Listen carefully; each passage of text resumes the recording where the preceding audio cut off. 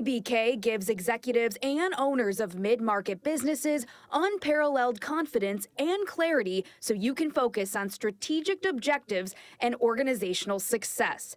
Their multidisciplinary advisors, accountants, and team members have a wealth of experience and are all available and responsive to each client to ensure the most effective advice, actions, and outcomes no matter the situation or complexity level.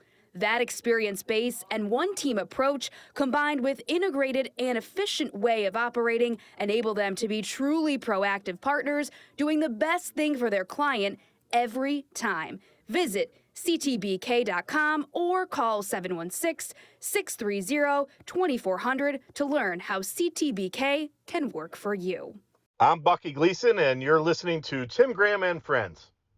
Tim Graham has friends? Welcome to Tim Graham and Friends, brought to you by CTBK, CPAs and Business Consultants. I'm Tim Graham of The Athletic, here with Jonah Bronstein of Bronstein Sports Plus. We're going to get to what's 1 degree under red hot, because that's what you'd use to describe the Sabres. They are coming off of a loss, although since the March 10th victory over the Edmonton Oilers, they are 11-5, an overtime win, a couple of shootout wins. They have a chance to get to 500, believe it or not. They're still out of the playoffs, but they are in Florida this evening, and with only 4 games left. And we'll talk a little Sabres. We're going to talk about UB women's basketball coach Becky Burke jilting the Bulls to go to Arizona. And I will ask Jonah if it would matter if UB could make their coaches the highest paid in the entire Mid-American Conference, if it would even make a difference to keep these coaches around. I think it's the conference and the money. Obviously, a lot of factors go into keeping your coaches, but UB loses another basketball coach. I want to start off with this downtown stadium, though, Jonah. It's been pretty interesting. I mean, I haven't written anything about it, only because I was all stadiumed out after covering the Bills Stadium saga and where it's going to go, trying to inform the readership of The Athletic that this stadium was never going to be downtown, that it was going to be in Orchard Park, that it was not going to have a dome, all the different arguments that you have with people who wanted various things for their Buffalo Bills stadium, but they weren't going to get, talking about the public money. And I just reported the hell out of that. And once the shovel was in the ground and this thing was going to be built, I've kind of set it off into existence. Whatever this Bills stadium is going to be, it was pretty much done. It was on paper, and there was not a lot to cover unless you wanted to get into the play-by-play of community benefits agreements and if there was any structural delays, which there haven't been. As the money goes up, which has happened, the stadium has now gone from $1.4 billion to about $2.2 billion and could still go up yet. So yeah, there are those things to report on, but there really hasn't been much. Once the stadium is a reality, I think that the Bills fans have kind of lost interest, and the Athletics readership indicated that people just want to know, when's it going to open? What's, maybe a rendering here or there. They want an update, but in terms of reading nitty-gritty coverage on the construction of the stadium, people have kind of let it go. And this new soccer stadium that has been talked about going down on the footprint of the 2 parking lots that are on Scott Street and Michigan, behind the atrium next to the old Buffalo News building. There's that parcel of land. It's a nice rectangle. People were talking about that as a possibility for the Bills Stadium years ago, and now here comes this professional soccer stadium that had designs on that area. And we find out within the last day or so that no, they are now heading to the old Medaille Sports Complex off of the 190. It's already there in many regards. There's already a soccer stadium and a sports complex and the parking and the buildings. And of course, it'll be cheaper to convert that. But Jonah, what's been your take just on these developments? It's I think that when I saw the report that it was not going to go downtown, I thought, yep, could have predicted that because that's what happens in Buffalo. And I also don't know that it's necessarily the wisest thing, even though it would have been cool to have that stadium downtown. Let's talk about this stadium and this soccer team and the interest level of the fans. I guess what's your 30,000-foot view, Jonah, of the still yet to be named Buffalo soccer uh, franchise that's on its way? So I would say the 30,000-foot view for me is rather optimistic. I was at the event yesterday. It did seem something that the participants involved with at the city level, and Brian Higgins being a congressman who helped to kind of redevelop this property, the powerhouse building, from when it was a chemical wasteland. It's a good Buffalo development story for that area of South Buffalo, the Valley. And I do think from what I gather from some of the people that were there, some of the people in the soccer community that are paying attention to this, there is excitement from soccer fans that this is going to happen, that there is going to be a USL championship level, second tier professional soccer team playing in Buffalo, within the city of Buffalo, next spring, 2026, a World Cup year when there's going to be a bit more soccer fever, and it's going to happen. And there's going to be a new venue, a 7,000 seat venue, which isn't something that exists around Western New York, or at least a new solid version of that can be used for other sports, for lacrosse, for rugby, for events, for concerts, pickleball. Who knows what else they could possibly play in this stadium? And I think they'll try to play as much as they can, combined with a possible encore Top Golf style facility that's planned to be built down in that region. And maybe I think the vision is to build maybe even more and make this a bit of a sports entertainment complex, combined, along with a professional level soccer team, men's and women's, playing in there and representing Buffalo and being in these not major leagues, but and it is minor league, but a professional higher level league. It's an upgrade from FC Buffalo and the clubs level that they've played at so far. And they don't get big crowds for that game, but there's a passionate soccer fan base for FC Buffalo and what they've built over the last 15 years, and bars that watch, European professional soccer. So I do think it's very exciting in that regard for soccer fans, and the soccer fans in Buffalo seem excited about it. For the general sports fans, yes, that's why I think the 30,000-foot view. I think if you drill down and look at it closer and closer, I think it was a missed opportunity and disappointing that they're not building the stadium downtown on the property that was proposed and kind of had a vision and renderings and the way that looked and the way that fit in that area. I, like you, did not really expect it to happen. I think my joke around the office, I was calling it Bass Pro Stadium, because it just seemed like something planned for the downtown Canal Side area that was never going to happen and was a bit of a pipe dream, similar to the Bills downtown stadium, and how, as attractive as that was in some ways, you knew it was unrealistic and wasn't going to happen, and maybe wasn't the best use of downtown waterfront property. Anyways, this stadium being 7,600 seats, maybe it would have been slightly bigger in that downtown location.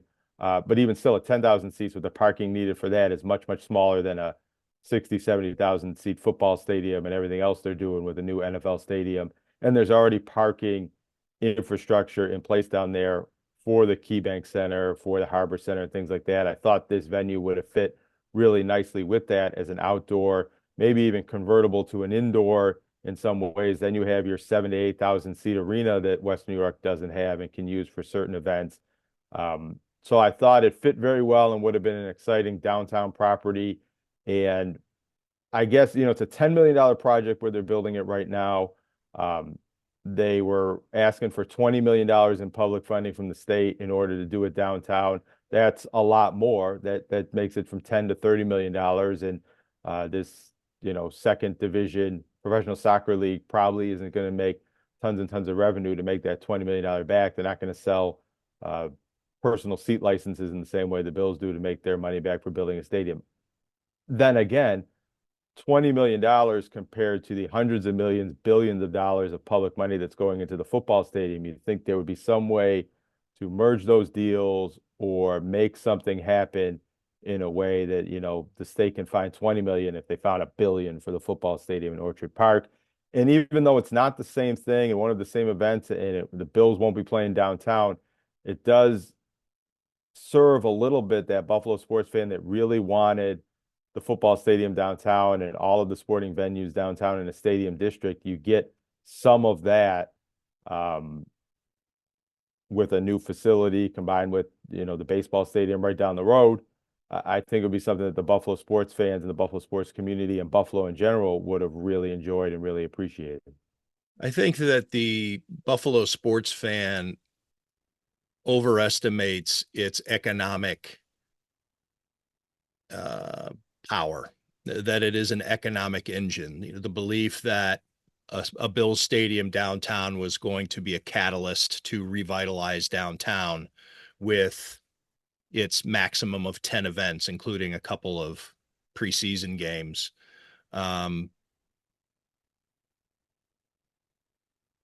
I've always felt that was something that was just, I don't want to say silly because it's a nice thought. And you want to think that the Bills and it's the NFL and the billions of dollars of revenue that pump through the NFL as an organization, you could find a way to convert that into ancillary businesses, spin-offs into, restaurants and bars and condos and whatever else. But it's folly and it just doesn't add up. And all the economic, forecasts and things just don't do it. Now, of course, you're talking about a much smaller stadium, a different time of year. This is a spring league. And multi-purpose. Yeah, multi-purpose perhaps, but the Buffalo already has multi-purpose places. And I understand that there is no perfect 7,000 or 8,000 seat venue, but they do have the 18,000 seat venue and they have the Flickinger Center and they have Buff State and they do have things. They have alumni arena. They do. The baseball stadium is a place where you can have events. So yeah, if you're going to want to have every echelon of arena in the city, okay, sure. I guess that it fits, but it doesn't make sense. It becomes overkill at some point and a luxury, something that you would have in a major metropolitan, top 20 media market city that holds, a lot of conventions and these other, and has tourism that is goes beyond, Niagara Falls and the Galleria Mall to get because the U.S. dollar spends much better than the Canadian dollar. And I know I'm not trying to be condescending to Western New York as a place to come and visit, but I don't know that Buffalo is just crying out for an 8,000 seat arena that is definitely going to work. I will say this though, regarding the money, and this is, just from practical purposes, everything that's going on geopolitically, it is tough, to want to spend money and to invest and for the state to want to give money. The Bills are in a situation as their costs keep going up on their stadium, obviously a massive colossal hulk of a building out there in Orchard Park. And I was out there last Friday when they had the topping off ceremony. Was it 2 Fridays ago now, or was it last Friday? I don't know. But anyways, and they put the last piece of structural steel in place. It's a ceremony that a lot of major buildings do. And they had all the iron workers there, and the governor was on hand, as was Roger Goodell, and Kathy Hochul and Mark Poloncarz and Terry Pagula came into town for it, and stood on a stage and talked to everybody about this, this event. The stadium's only 50% completed, but the steel is in. But everything's been ordered and kind of accommodated and committed. Whereas trying to build a stadium right now with all the tariff problems, instability, not knowing from day to day what's going to happen with the market,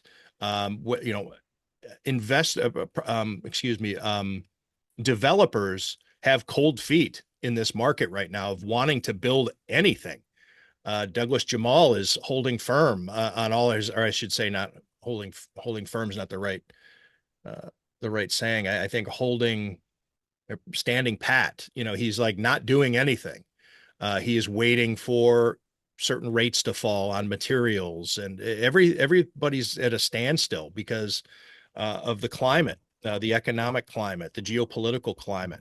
And so let me just jump in real to quick. start from scratch is way different than than building this place out in Madai that's already kind of there. Go ahead. And also, so this is Jamal property that they would have built this downtown stadium on. Right. Parking lots behind the former HSBC atrium, and next to the former Buffalo News building. And as it was discussed yesterday, I mean, Peter Parlett, the Buffalo Pro Soccer founder and owner, he was a little bit coy on some of it, but he did kind of mention that the reason they moved forward with building this stadium at the former Madai site is because they really want to play next season. They want to launch in a World Cup season, and their plan all along was to begin play in 2026. I think their deal with the league, maybe not contingent, but is structured in a way that was the plan.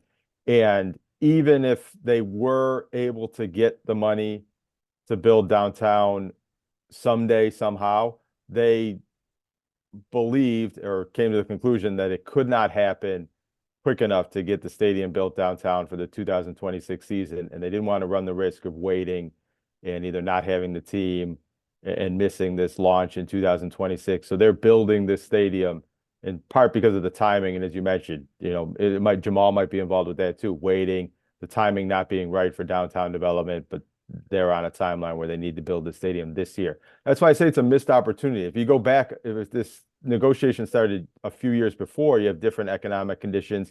And maybe if this is happening before the deal is done for the Bills Stadium, that gets worked into the community benefits agreement or somehow in the deal. They're doing something similar with building this new field stadium complex out at ECC North because of the Bills taking over some of that ECC land and the football stadium that existed there.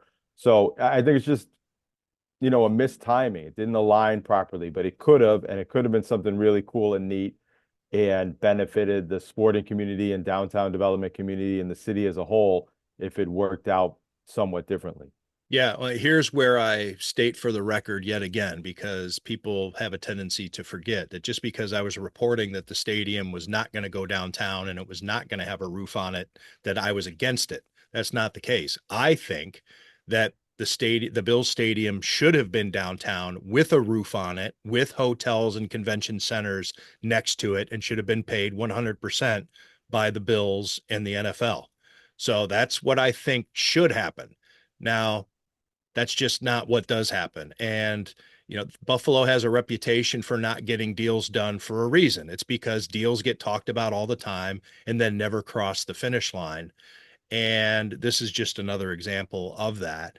There's also air quality, environmental questions about this Madai site next to the PVC chemical site and emissions and how that's evolved over the years. And the company came out with a statement last night pretty much saying, hey, nobody's talked to us about it. We don't want this stadium as our neighbor, and nor do we think that it's good for the community. We're invested. We've been here for 100 years, and we're investing in this area. Get out. It was kind of, yeah. That was a development late last night. Right. And so there's, if this stadium and this soccer franchise turns out to be a bust because of these air quality environment issues, then it's really going to look like a mistake not building somewhere else and not investing in downtown when, you know, there were issues with this site to begin with. Now, I should say that John Williams, who owns the property and the Powerhouse building, says they've done a lot of studies and they've tested the air quality over there. And it does seem to be related to emissions from the chemical plants nearby. And if they comply with certain levels, there aren't air quality issues. And there have been teams using the fields for practices and games in the past year or so. But there are questions. Madai sued the chemical plant next door, and there were concerns about the air quality from teams using those fields in the past. So it's kind of an unknown how that's going to develop and how that's going to settle in the long run. I'll say this too. This first off, I guess Buffalo has a love-hate relationship with minor league sports. Buffalo is a great sports town, and the support, especially early on when Pilot Field was built, was incredible. We're talking about 1 million fans a year, or at least that's what they would say at the Turnstile was. I mean, Mike Bellani, who ran the Bisons back then, a lot of people thought maybe those numbers were a bit padded, but it was the pride of minor league baseball around the country, was how Buffalo supported AAA baseball, even though the city was shut out from Major League Baseball expansion. Take a look at us. You know, the next time baseball comes here, or Major League Baseball wants to expand, consider us. Or if a team wants to move, consider us. But that is obviously and quite evidently waned over recent years. People don't go to the games unless it's a special night, Star Wars night, the fireworks with the BPO. I mean, yes, it's a thing that people will go to, and I'm sure it's self-sustaining enough. But it's just not a place to be. It's not cool anymore, even among Buffalo sports fans. Now, soccer, this would be new, but there have been soccer programs that have been high caliber before in Western New York. We're talking about the women's team out at the Salem Sports Complex, the team that Rochester fielded with Abby Wambach. And, there've been professional indoor teams in the 80s and 90s. Yeah, things have happened here before. And so I'm sure that the people who are behind it have done their research and see that there are dollars here that people want to spend on soccer. And that's great. And I hope that that's what happens, but to bank on it is a bit risky. But I wanted to say regarding the economic studies or the air quality studies, I don't know what's in the air down there and from a chemical standpoint or from what you're actually inhaling, but I will say this, that stretch of the 190 along the Black Rock Channel over when the weather gets warm, reeks. It smells like sewage down there. Now, I don't know if that gets to the sports complex, but I know you drive down around that area, you get a whiff of it. And it's been that way for 25 years. I recall when I moved to Buffalo in the year 2000, Jay Ray of the Buffalo News doing a big story on what is that smell and why can't we get rid of it? That was 25 years ago. So, it's just kind of are people going to want to go to those games down there at the sports guy? Yeah, you wouldn't have had that downtown, but now it's like, are people going to want to do that? Are they going to want to go to that part of town to see a soccer game when there's not much else going on? And I know Grant, you mentioned the golfing facility that may be down there and things can spring up, but I don't know. It's when you say a missed opportunity to not be downtown, I kind of agree with you because of my stance on the Bills Stadium should be downtown, and I'm all for things that should be downtown instead of out into the suburbs or in the outskirts on the fringes of the city, because it's better for the health of not only the entire city of Buffalo but Erie County. But that place might, I don't know. Compared to a stadium that would have smelled like Lucky Charms. Right. 60% of the time. Right. The Buffalo, they could have been the 4-leaf clovers or whatever. You can name them after, the Buffalo Blueberries. I don't know. I mean, there were some marketing opportunities there. I think it's unfortunate for this site overall for, everything that's being built there, especially the outdoor venues. what you're describing, and also the air quality, environmental issues that have been in the news prominently for years and years. Even if that is under control and they do studies and they assure the public that it's safe and clean air, there is going to be a segment of the fan base that doesn't believe that and either doesn't go or wears masks to the game or is uncomfortable being there just because they know the history of the place. And I mean, I think that's part of the reason why some stuff hasn't been built at the outer harbor, because of just the known brownfield history. And that is part of the equation here. And I do think for real knowledgeable Buffalo sports fans, that's going to play a role in their decision or motivation to buy season tickets or go to these games, Or take the kids. I mean, you go the one time Right. and it's like, I don't want to, the kids will revolt. They won't want to sit there and watch that or smell that. I hope that's not an issue. And maybe it's unfair to put that out there right now at the beginning. But if there's one story or if there's one hiccup in this air quality thing, it's going to be tough to bury that and, fight against that, I think, for anybody promoting outdoor events on that property. Yeah, the chemical company that I don't know the name of the company, but whoever put out the release last night about not wanting this stadium in their backyard, or as a neighbor, they're probably dreading all the things that they're going to have to do, all the extra money they're going to have to spend to make sure, for security purposes or, I don't know. I don't know if you have to go above and beyond, EPA or what have you, but, they're probably just thinking, oh, great. Now we're just going to have the general public hanging around within, we're down here minding our own business. We've been here for 100 years. And now all of a sudden we're going to have, foot traffic all around our property, even if it's not on our property, but adjacent to, and, parking near us and having little events. And if they want to get to the point where there's tailgating and, kids running around with their Mylar balloons and kicking a soccer ball around before the game in the parking lots. I don't know what you can do. And let's remember, we keep calling it the former Madai Field. It's not that old. It was built, I think, less than 10 years ago, probably 6 years ago. And there are plenty of people from Madai that worked at Madai that blame that athletic complex for why Madai College doesn't exist anymore. It was Madai University in its last year. And I think that that's a little bit of an excuse and unfair, not unfair, but I think there was mismanagement at Madai, and that athletic complex was blamed.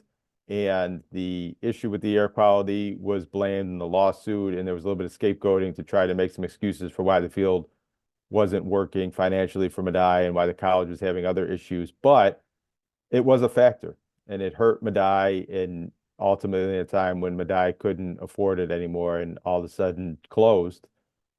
And that property was part of the Madai downfall. So maybe it's good that this can be used for something else, that it won't be a typical Buffalo story, at least in this very specific and narrow way of viewing it.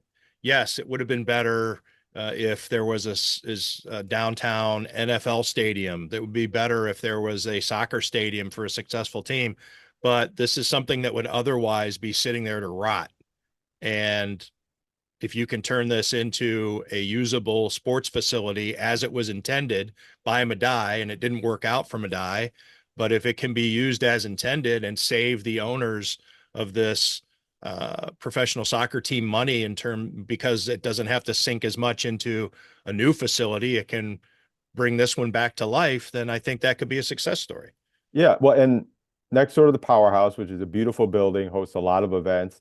If they do, and they plan to, although there's been hiccups with this when it was proposed at a different site, but if they do build the Encore golf facility, I mean, the vision of what this could be as a new sports entertainment district in South Buffalo, it's still within the city, it's very close to downtown. It could be really cool. It could be really useful. It could be exactly what Buffalo needs. It just has to play out exactly how this vision is coming together.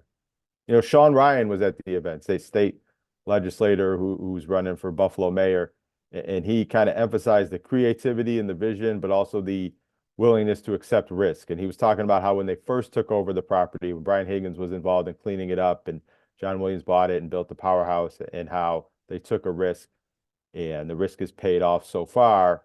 I think they're taking a bit more of a risk here, but the payoff is even bigger, and it really could be something really cool if it pays out the way they hope it does.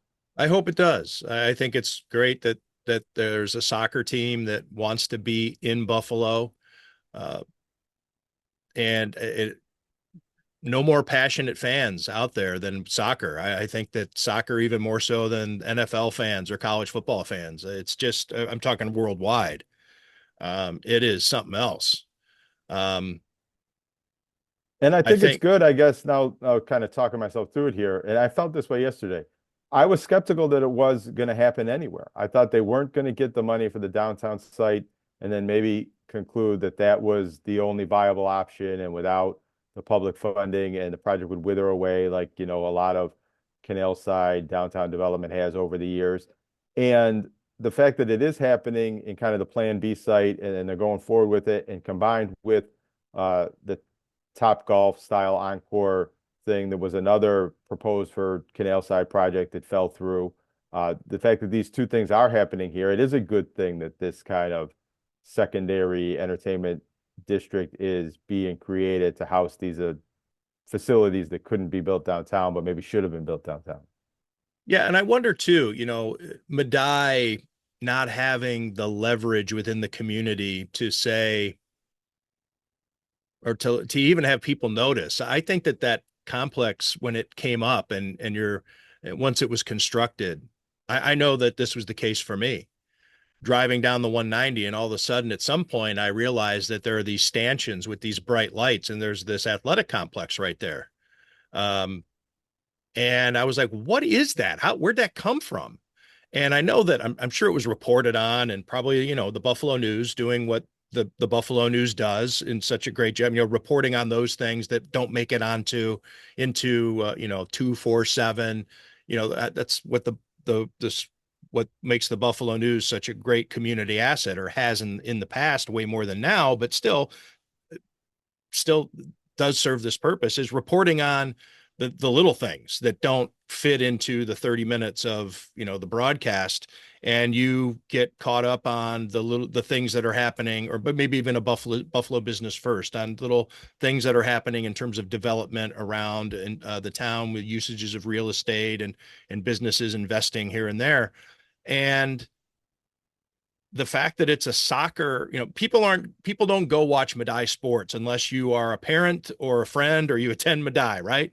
I taught there, and I used to go to one game a year because I had soccer players in my class. Right. Damon University, Division II basketball, undefeated, heading into the NCAA tournament that it was hosting, and had sold out its gym twice prior to the tournament of 400. A great team in the country, and and a great night for them was 400 people. So anyway, people aren't coming to this complex and getting the idea of this is where you can have events.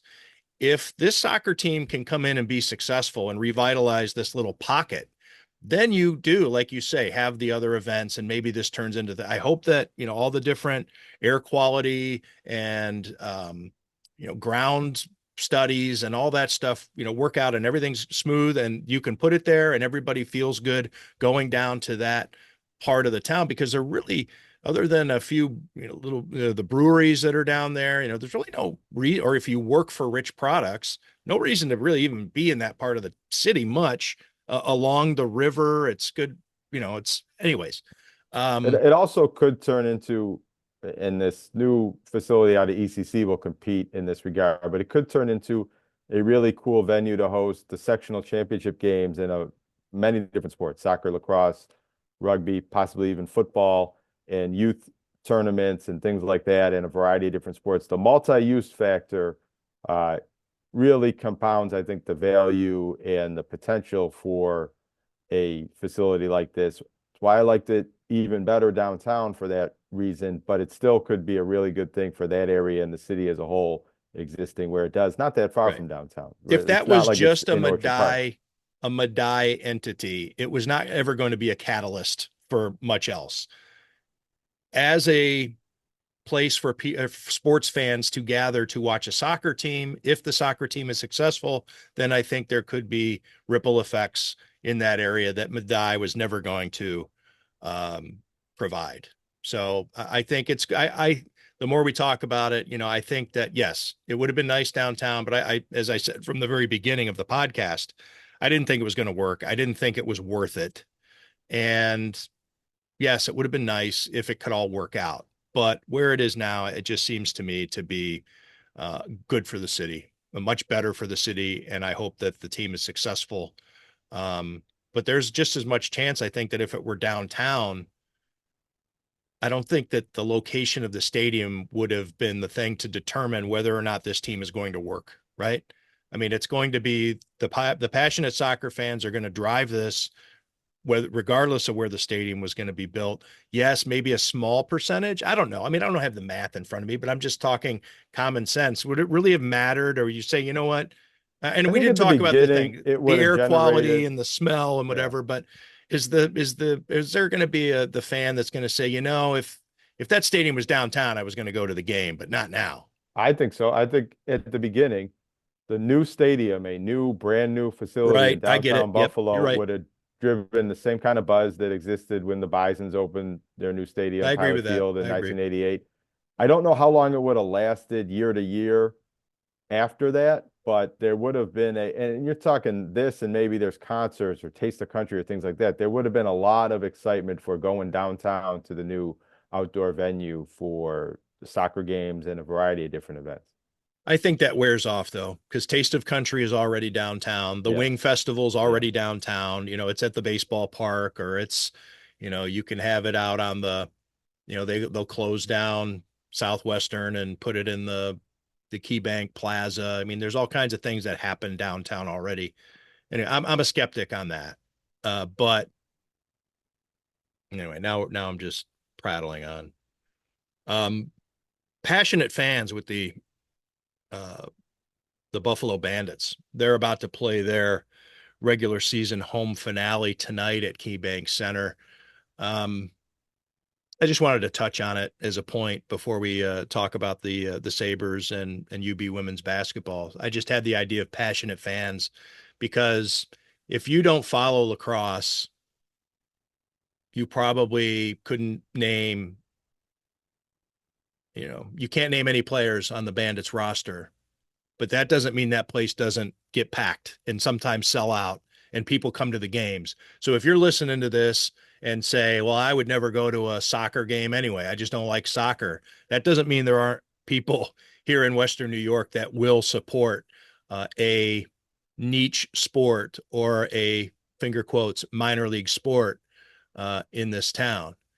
I did talk about Buffalo's love-hate relationship with minor league sports, and I do think that in general, Buffalo has kind of a dim view of anything that isn't big league, but they do support their Bandits.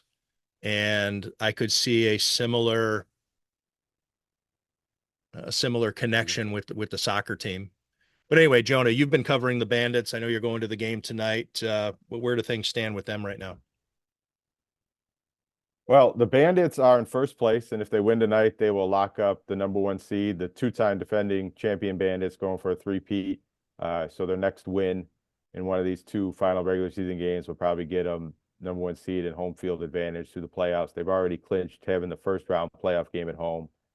And this is the last regular season home game, fan appreciation night. They haven't announced that it's a sellout yet that I've seen, so I don't even know if it's going to be a sellout, but it will be close. They've sold out 3 of the 8 home games they've had already this season. Sabres have 4 sellouts in their, 38 games that they played at KeyBank Center this season. And even the games that don't sell out at the Bandits are getting 17, 18,000 and a raucous crowd. And that's a bit more what I have my eye on now, the fan interest and the appreciation that they will be shown tonight. Bandit Land, as it's called, going into a playoffs when the Bandits are going for a three-peat championship game and won't be playing every game at home, but will have the majority of the games at home, having home field advantage in all of their playoff series.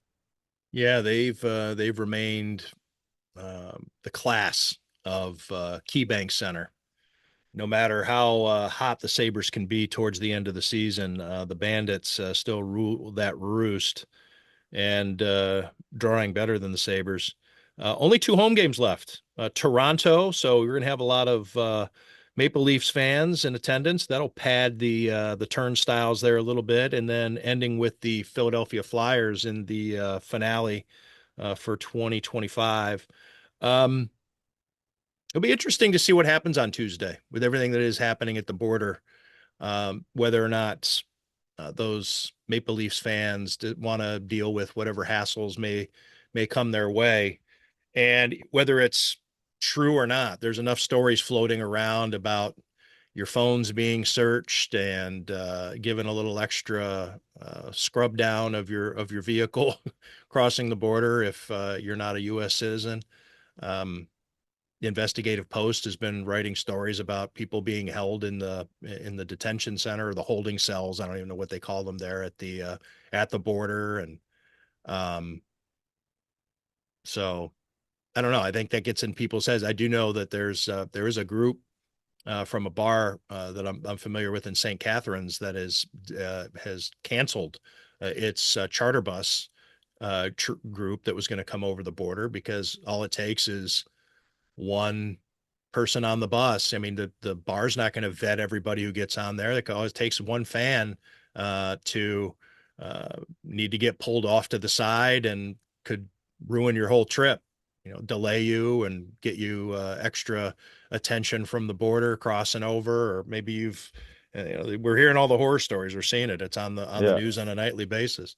It'll be Is it interesting to bad? see if the hockey fans want to come over for to watch the Sabres and the Leafs.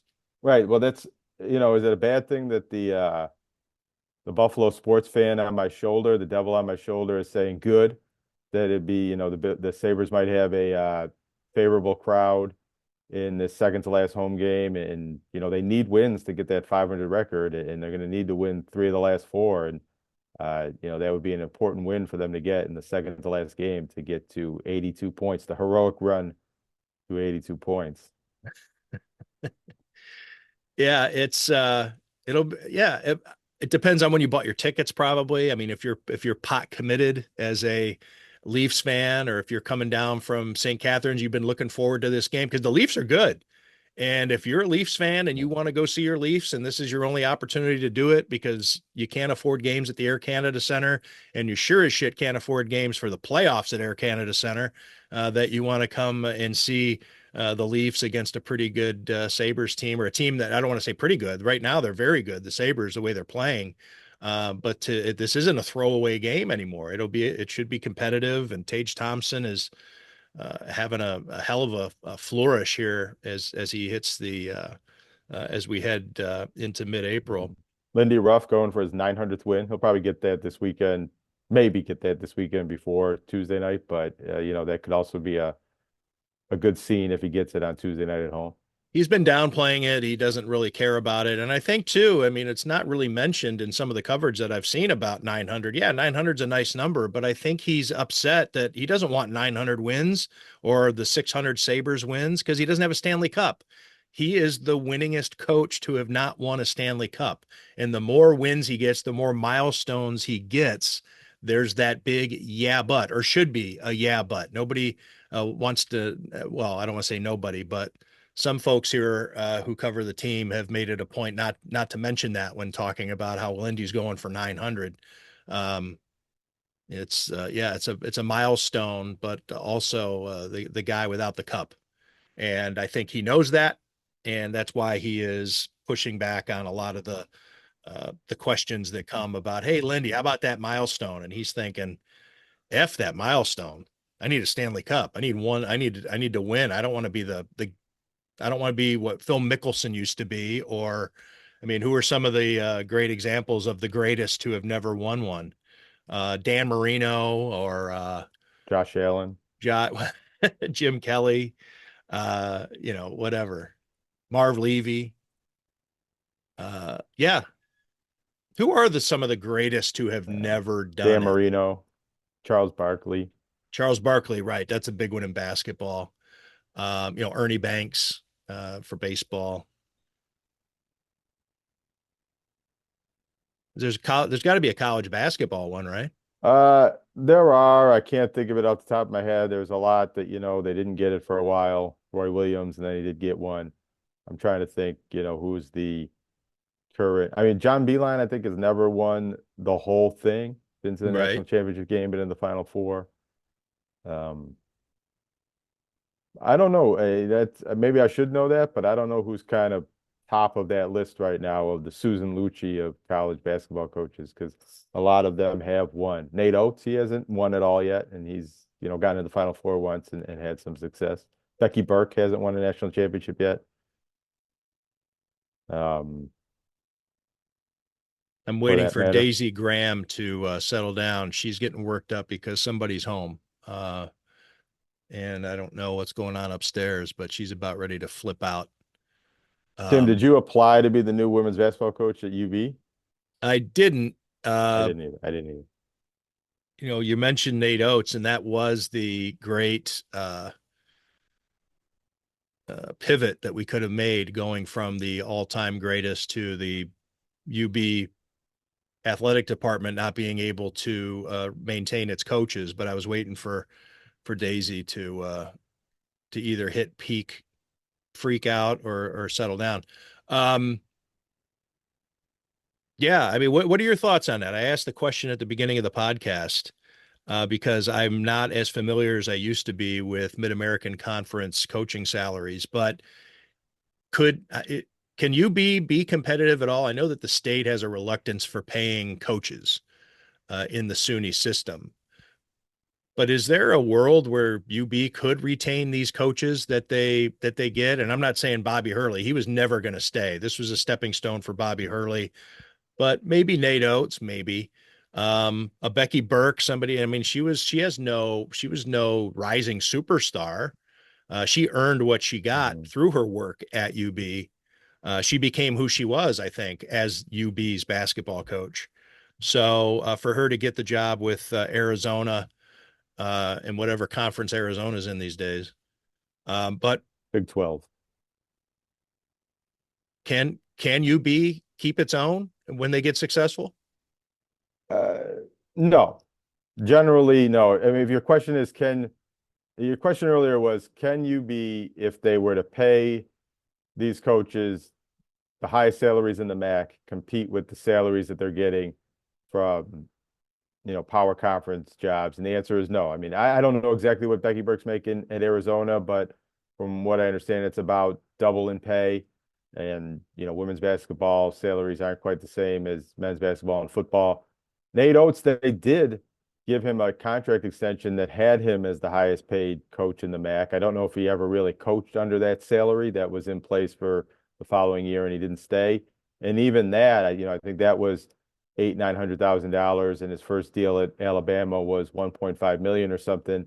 And when he got further contract extensions at Alabama, I have to look up what he's making now, but it's many, many more millions. So the opportunity to make more and more money on the first contract and later renegotiated extended contracts is so much bigger in these leagues. Mo Linguist is definitely making more money as the defensive coordinator at Alabama than as not just the head coach at UB, but the highest paid head coach in the MAC. So now UB can dominate the MAC and keep coaches from making lateral moves and keep coaches around a little bit longer, perhaps sport to sport, by being MAC competitive with their salaries and having the highest paid coaches and also having the highest funded programs and NIL money, and do well from coach to coach to coach. But once a coach gets to the level where the bigger schools are interested in hiring them and they have agents and they can negotiate these deals, UB would have to pay twice as much as what it's paying as the highest paying, school in the MAC, and still probably wouldn't even keep these coaches, because the opportunity to compete at those levels and move on to bigger and better jobs and renegotiate the higher contracts that are higher and higher and higher is more there. Now, St. Bonaventure has somewhat succeeded in keeping Mark Schmidt in a different league, a basketball league, and you know, they've gotten his salary up, I think, closer to 2 million with some donor money, and have been able to keep him from going to different jobs. But I don't think Mark Schmidt has ever really had the big money, big conference offer. It's always been like kind of other high to, low major, mid major, low high major, if that makes any sense, opportunities that he's turned down to stay at Bonaventure. Yeah, and obviously the you know you, the NIL situation, I don't know if that helps coaches or hurts. What do you think? I mean, that state, Depends what the situation money, you're in. the money and the power used to be with the coach, and now you have a situation where Tennessee's quarterback was holding out for more NIL money. This just happened over the last couple of days, and the school says, "See you later." It's become free agency, but the players, I think, in many cases, or eventually, are probably going to make more than the coaches. Now, the coaches will make it year after year after year after year, but I'm sure there's going to come times when the great programs have a quarterback who's making more than the coach. Well, that's how professional sports largely works. Maybe not every Sure. player, but many, many players. I do wonder if on the whole, because as it was for many, many years when colleges couldn't pay the players or they couldn't cash in on their NIL deals, all the money went to the colleges and coaches and facilities and things like that, the donor money and the industry itself, the revenues. Now with revenue sharing, a lot of that's going back to the players. The donors are mostly funding NIL collectives to give money to the athletes and the players. Is there just less money in the system, less donor uh, funding to allow for bigger and bigger coaching They've contracts? always It done it for hasn't seemed to coaches, hit right? yet, Though, I mean, but they always coaches were have, but maybe that bleeds out. Coaches used to make a lot of money from Nike for wearing their shoes when Nike couldn't pay the players directly. Now Nike can pay the players directly. So is there less shoe deals for the coaches and things like that? Yeah, I mean, some schools you even see it. We don't have any around here, but some schools will even have the coaches sponsored. It will be Mm-hmm. the Fertitta family head coach, or whatever. It's kind of Yep. weird but they have that. I found some names, by the way, some the greatest who have never won a championship. I mean, Marty Schottenheimer in football, which that should have been right off the top of my head. Jerry Sloan, Pat Quinn, Buck Showalter, or Gene Mauch in baseball. Frank Layden, the name we probably should have come Mm-hmm. up with. Anyways, there's just a few. There's a lot of Hall of Fame managers who didn't win a World. It was tougher to win a World Series back in the day, who had a lot of wins, over 1,000 wins, but no World Series back in the black and white era. Who's the next on the list with Lindy Ruff? Who's got the most wins without a Stanley Cup Give me a besides second Lindy to Ruff? find it. Uh, While you're looking that up, I just think even as you said, Lindy Ruff doesn't regard this as a major milestone, and maybe it shouldn't be treated like a major milestone. I do think if it happens at home, because I was there for the 600th win, kind of seeing the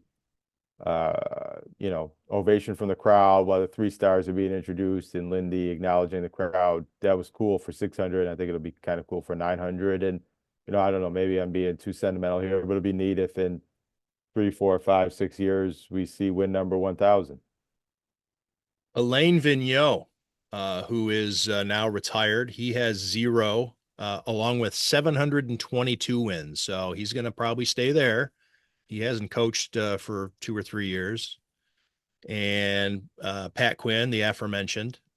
And then quite a bit further down, we're in the 600s. Peter DeBoer, who's still active and has a chance, as does Todd McClellan and John Cooper's at 5-7. Or no, I'm sorry, John Cooper's he's got a couple. I got ahead of myself.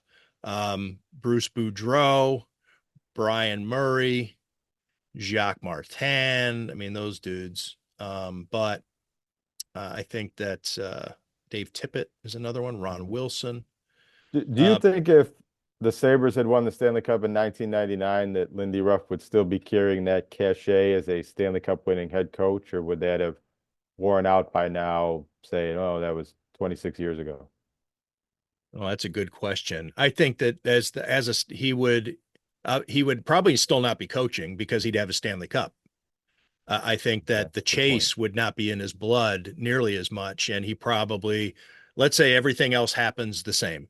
It's not the butterfly effect, and he doesn't end up getting the Rangers job in 2003 because he's got the cup and somebody gives him a ton of money.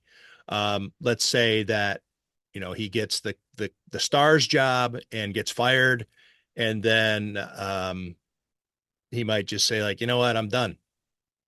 I think he probably doesn't become the Devils coach at some point. He's not back as the Sabres coach. He probably is content and on a farm somewhere in Western Canada, or perhaps still out in Clarence. But let's say he did, in the spirit of your question, yeah, that's way too long ago. Because there are other guys who've won Stanley Cups. I mean, John Tortorella's, I think people are talking about the game having passed him by. He's won a Stanley Cup way more recently than that. Yeah. And he's just fired from yet another job in Philadelphia. Yeah, I was thinking like Don Shula in the late 90s. He sort of, I think, maybe came into the 90s still having that cachet as being Don Shula, but by the end it was, those titles you won in the 70s and the 60s don't really hold as much weight anymore in the modern. I think he held on to that, Jonah, longer than. Well, he did win in what? No. He went to the Super Bowl in 83, I think it was. I get my early 80s mixed up, but that was when Washington won, John Riggins with that big, so he was still getting there. But it seemed like the Super Bowl shine lasted way longer with Shula. Now, of course, he was down there and kept winning. And even though he wasn't getting to the Super Bowl, he had a bunch of double-digit wins and having Dan Marino breaking records and the Marx Brothers and all that stuff. But, Chuck Noll, he didn't last too much longer after what would be considered a dynasty. He was gone in the mid-'80s from the Steelers.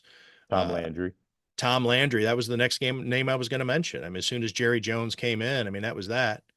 Or excuse me, that was Jimmy Johnson. I'm sorry. But yeah, Tom Landry. A couple of bad seasons, and that was it for him. Anyways, anything else we want to talk about, Jonah? I think we checked the boxes. I think we covered all the bases. Yeah. Bill's draft is still a little too far off. I think Brandon Beane's going to hold a pre-draft meeting with the media here in the next couple of weeks. Maybe we'll have something fresh to talk about there, but I don't know. We don't need to talk about the Bills every podcast. There's nothing to talk about. Save the Bills. We could save the Bisons. They've been mostly getting rained out. Well, you know how I feel about minor league baseball. Well. All right. Thanks, everybody out there, for listening and for watching Tim Graham and Friends, brought to you by CTBK, CPAs and Business Consultants. Please subscribe so that way whenever an episode drops, you will get an immediate alert. And comment. We enjoy seeing the comments down there. We like interacting, so please do that. And we'll catch you on the next episode of TGAF. The financial needs of a business go beyond tax and attest services. That's why CTBK goes beyond accounting services and offers outsourced solutions through their affiliation with CFO Solutions Plus. These additional services allow clients to focus on their operational and long-term strategic goals. Trust CTBK's outsourced solutions to provide cost-effective, value-added financial services tailored to your company's needs. Call CTBK at 716-630-2400. Again, 716-630-2400. Or go to ctbk.com to learn more about CTBK's outsourced solutions.